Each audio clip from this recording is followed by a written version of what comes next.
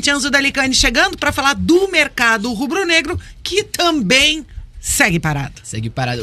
Inclusive foi muito interessante agora o Alexandre Senechal fazer a análise das carências do elenco do Coritiba. Também temos as do Atlético. Queria perguntar para você, antes da gente trazer a informação, quantas carências, qual que é o número mágico desse mercado do Atlético que segue parado nesse momento? Cara, as duas principais carências, um zagueiro, e fala-se muito, você trouxe várias vezes para ser titular, né? Do lado do Thiago Heleno, já que o Gamarra não é considerado esse jogador. Pra mim seria, mas não é considerado esse jogador.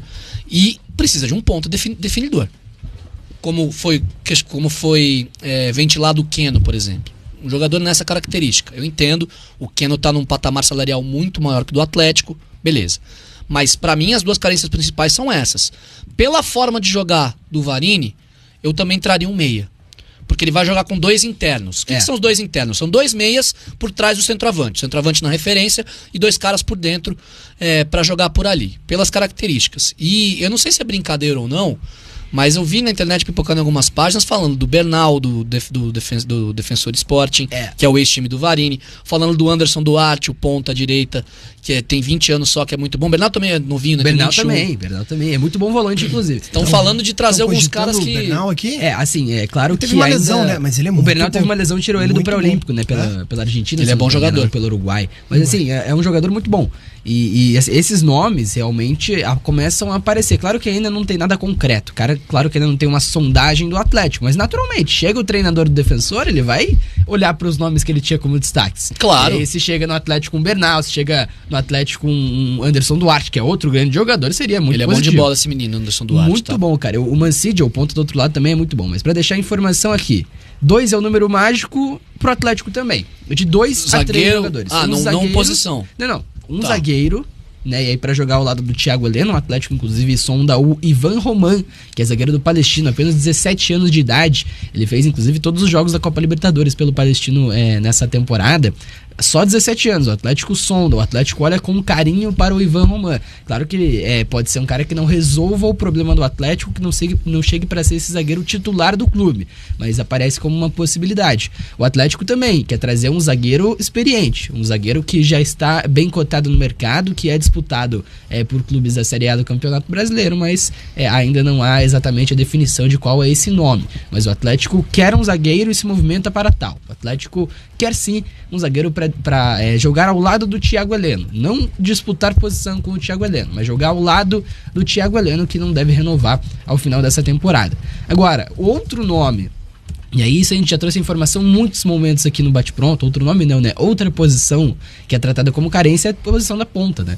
O Atlético trata isso desde lá, abril, quando o André Mazzucco assume a direção de futebol do Atlético, como uma necessidade. O Atlético quer comprar um ponta nessa janela de transferências. Então, se for para colocar um número mágico aí pro Furacão, é 2. É um zagueiro e um ponta. E será que tá suficiente, né, Jana? Muito torcedor do Atlético pergunta isso pra gente. Quantos reforços? Qual vai ser o número? O Atlético trata de 2 a 3. 2 titulares, uma ou outra oportunidade de mercado. É suficiente, Jana? Olha, Vintinhas, eu acho que precisaria de uns 3, 4, na verdade, né? Acho que sim, um zagueiro, acho que você precisa fazer essa transição, né? Certamente o Thiago Heleno não vai seguir, né, para a próxima temporada, e você tem que ter já esse jogador sendo adaptado ali na função, né, fazendo essa transição para justamente pensar a longo prazo. Então, acho que não é algo emergencial, mesmo a gente pensando aí quando o Thiago Heleno ficou fora, acho que o Atlético conseguiu se virar bem, né, e tem o Gamarra também, que não teve muita sequência e que talvez agora tenha essa oportunidade de jogar mais, dependendo da maneira como o Varini vai montar aí o time do Atlético, né? Se vai utilizar o Thiago Heleno, se vai colocar o Gamarra numa posição um pouco deslocada ali, mas eu acho que é um jogador que deveria ser melhor aproveitado.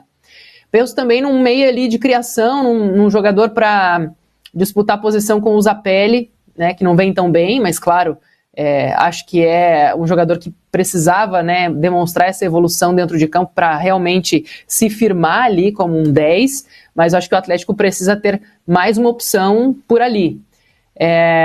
Um volante, talvez.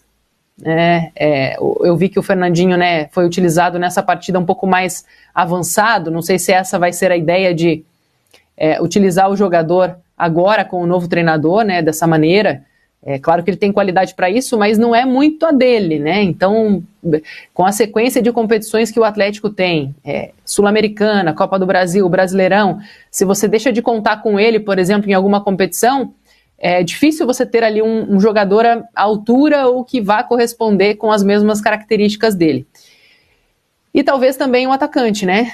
Mais um jogador ali pela ponta, para brigar por posição também. Então, acho que pelo menos umas 3, 4 reposições ali no Atlético seriam interessantes, né? Se o Atlético, claro, conseguir jogadores para vir e realmente corresponderem, né? Não como aconteceu com o Benítez, por exemplo, que também, né, quase a gente não viu ele jogar, não sei porquê.